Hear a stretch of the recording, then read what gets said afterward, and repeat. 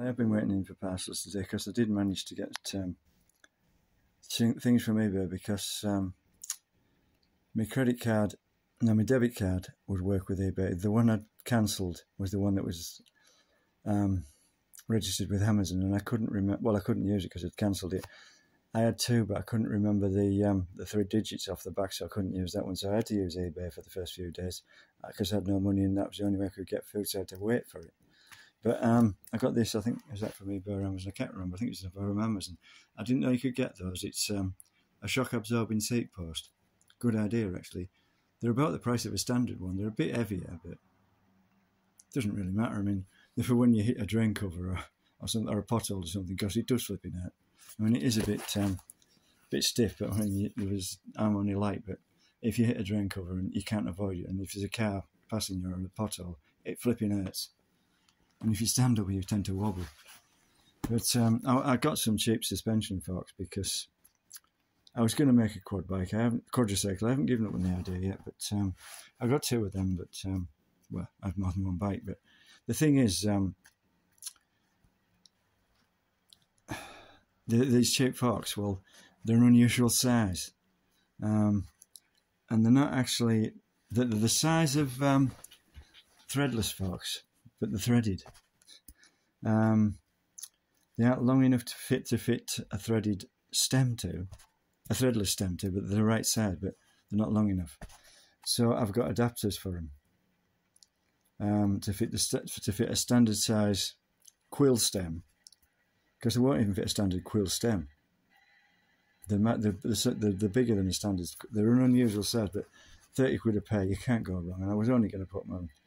I didn't know I was going to put them on, but I thought at that price you can't go wrong. But when they come in an unusual size, so I've had to get a special headset for them as well, because you can't use they want a quill type headset, but an extra big one. I got them, they're cheap enough. I was going to put them on some frames I got cheaply, very light ones, but I haven't bothered. I don't know what I did with it. I got bearing kits for them, but I don't know where they are. And I've put one on one of my bikes. And now do you make a quadricycle? Well, you bolt 2 bikes together. And that's the thing with a lightweight quadricycle. You can have up to 4,000 watts, not just 250. So you can tow a lot with them, and they'll just take more weight. And that's the thing, if you bolt 2 bikes together, you've got a quadricycle, haven't you? And I looked into petrol engines. You can get a petrol engine kit for a bicycle, but for a bicycle, they do, is it 45 miles an hour, so the class as a motorbike, so they have to have tax, test, insurance, registration, and everything else that a motorbike has on a license. And that's what they say, you're going to look stupid with a full face helmet and a number plate on a push bike. But the thing is, they're not too powerful for a quadricycle. But when I look up the 2-stroke, 60 miles per gallon, that's no better than my car. So that's out. But if you're very, very cunning, you can get a 4-stroke. It's only 50cc and not 100. But there's only 1 power stroke every 2 revolutions, and not 1 power stroke every revolution. So it's going to use slightly less than half the petrol of a 2-stroke, and it's half the size, so it'll use less petrol. That's what I thought. You see, 2-strokes, yeah, they're powerful, but they use an awful lot of petrol. And as the lads at college used to say, one who was saying, I was thinking of going to the other end of the country on a 2-stroke. Another lad said, oh, no, not a 2-stroke. You want a 4-stroke for that, because it's a long journey.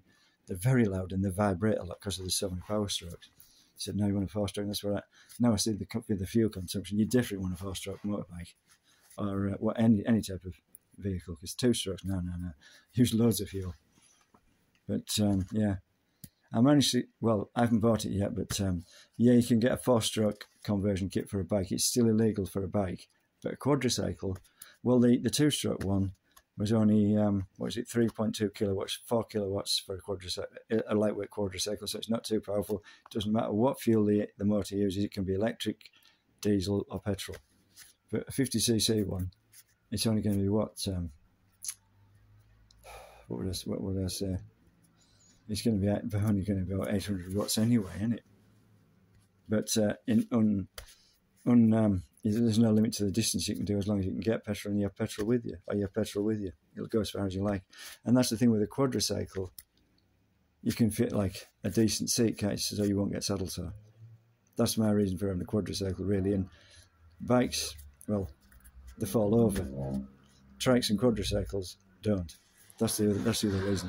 I mean, yeah, an electric bike or trike or quadricycle can be a nuisance because you hold the traffic up, but that you're only allowed to do 28 miles an hour on a lightweight quadricycle. But some of them are literally the size of cars.